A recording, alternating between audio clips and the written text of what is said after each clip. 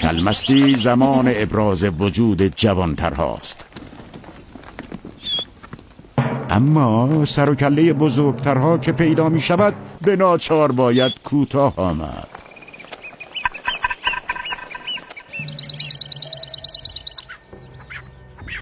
تعداد کلهای بالغ اینجا زیاد است. فرزندام در جمع رقیبانی چنین پرشمار و نیرومند ادعای کمی نیست. هر بو کشیدن و تعقیب بیجایی موجب خوردن شاخی می شود.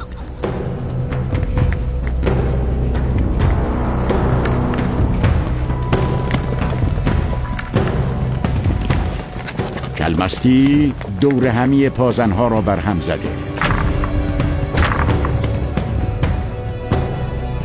در پایان آبان در گیری هایی چنین تند در جای جای خانگرمز دیده می شود. اما این فعلا ابتدای ماجراست.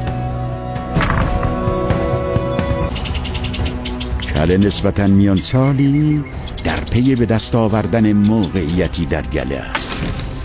اما مخالفانی همدست و قوی دارد.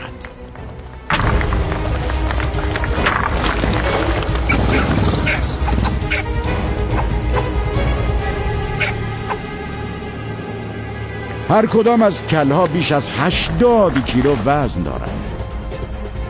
ایستادن بر روی دو پا و فرود آمدن در کسری از ثانیه ضربه‌ای به قدرت 250 تا 300 کیلوگرم بر شاخهای رقیب وارد می‌کند. این ضربه‌ای ویرانگر بر سر یک جانور است. اما خاصیت ارتجاعی شاخها بخشی از نیروی ضربه را مهار می‌کند. استخوان جمجمه کلها هم دو پوست است و در خلقت آنها گویی نبردهای سخت پیش بینی شده. جوانترها ترجیح میدهند تماشاگرانی بی‌طرف باشند و وارد این میدان پرخشونت نشوند. مبارزان تکتیک‌های ویژه‌ای دارند.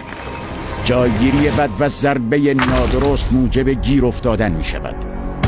گرفتن راه نفس هماورد هم یک شیوه جنگی است.